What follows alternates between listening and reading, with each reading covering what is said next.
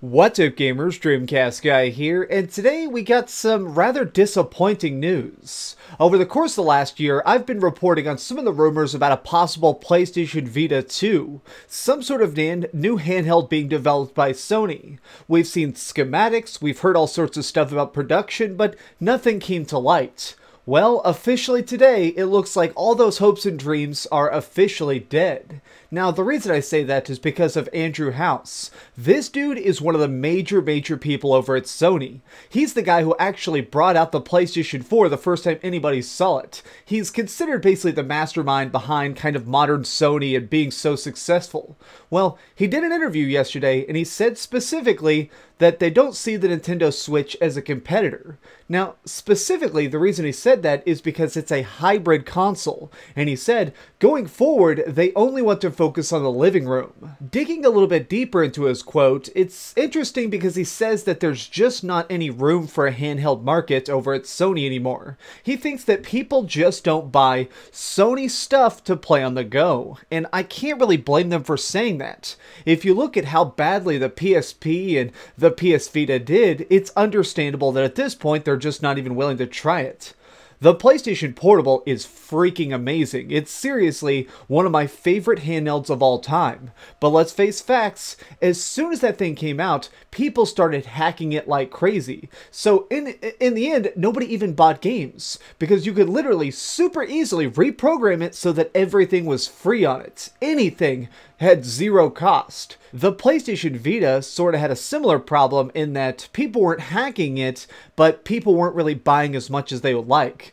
So getting a PlayStation Vita wasn't extremely hard, they were pretty common, but there was a memory card that was required. They were incredibly tiny, but cost about $150. Since the handheld itself was only like about $150, it was on sale pretty quick, that still meant you were paying $300 for a handheld. Now, I don't know about you, but if I'm paying $300 for a handheld, it better be able to do stuff. It better be able to do stuff as good as my Nintendo Switch. I'm just saying, for a $300 handheld, I better be able to play something as cool as Doom. Now, the Vita is awesome, but I'm not sure it's $300 awesome. The crushing part is, I guess Sony agrees with that sentiment. They know that they can't produce something that giant and crazy, so they're just not even going to try. At this point, it would be a giant gamble for them to try and create a hybrid console, which is what I theorized they would do. I thought that they were going to make something like the PlayStation 4 Go, some sort of service that would let you stream games from your PlayStation 4 onto some gadget, but it's just really not looking like that's the case. This Andrew House quote is really interesting to me because we actually know for a fact that he's about to leave the company. Coming up here in about 60 days, he is going to officially step down as the head of PlayStation. And the reason that's so crazy is because this guy has been around forever. He has helped so many of the major moves within the company. So the fact that he's doing it basically means that he's just done. He likes all the money, but he's getting old, so he wants to move on. If you're about to leave a job, you're more willing to talk about the stuff you're not supposed to talk about. At this point, Andrew House probably isn't too worried about getting in trouble for saying the wrong thing. So I find it interesting that him, of all people, would sit down in front of an interviewer and just be like, yeah, there's not going to be a Vita 2. That's sad, but it makes it even more true to me. I think at some point we will see another Sony handheld, but A, it's going to be in the super distant future, and B, it's going to be a streaming service like Hulu. I still really think that PlayStation likes the idea of having a service like that because it's just giving you money every single month. I think they really want to try and find a way to make like PlayStation Now go to cell phones. Now, imagine if there was a service, now I'm just spitballing this, imagine if there was a service where you paid, I'm going to really shoot high here and say $25 a month, which is really big, but they mailed you a special controller and you put your cell phone on top. And it made it where every time you wanted to play any PlayStation game, it would stream it to it. And you basically had a giant real PSP, like a real PlayStation Portable, that could play every PlayStation 1, PlayStation 2, or PlayStation 3 game. The amount of people who would get that service is very small, but that would be so much profit. $25 a month, even multiplied by 1 million subscribers, is $25 million every single month for years. They just have to keep updating the service, and people like me would 100% buy into that as long as it played well. I guess when it really comes down to it, the reason I am so disappointed by this is because I feel like Sony does stuff in their own way. They're not afraid of investing a lot of processing power and spending a lot of money on research and development to make an extremely powerful device somehow handheld. The PlayStation Vita is a freaking masterpiece. It is so strong and it does so much, and they managed to put even emulators in it, so it was playing PS1 games really well, and they were porting over all sorts of different projects to this handheld.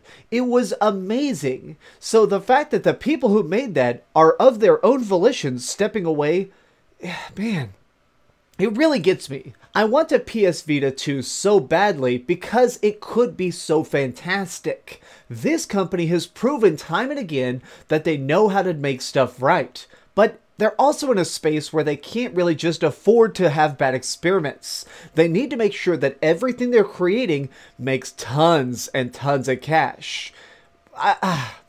I wish that they'd take some of this PlayStation money, because let's face it, the PlayStation 4 is just flying off shelves, and reinvest that into some sort of handheld.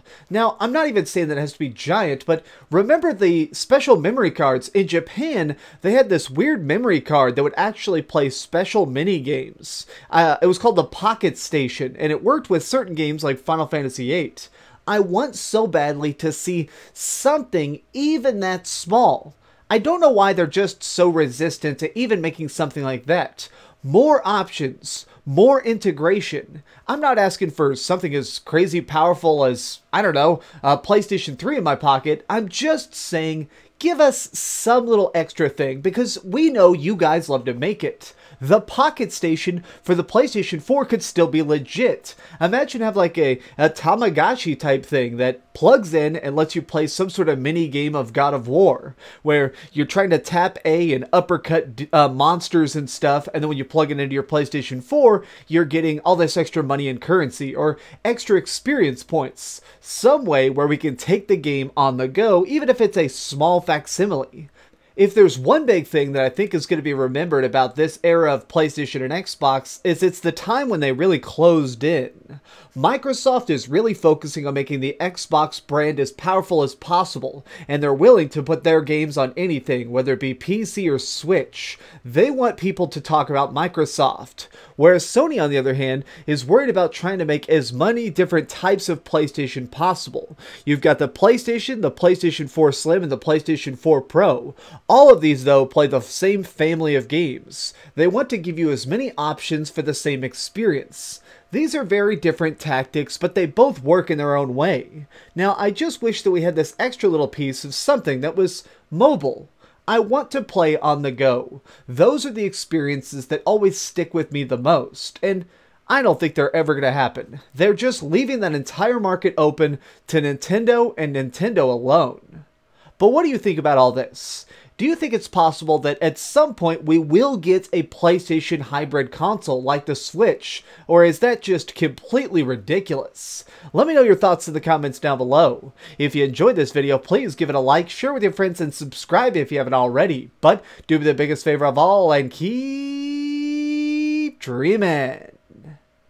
I still can't believe that Andrew House is stepping down. This guy is crazy. I mean, it's like Walt Disney stepping down from Disney. He dictated so many of the major choices that made PlayStation what it is today. I guess that just shows the current PlayStation era has been going on a long time, and all the old giants are finally stepping down. Man, I'm getting old.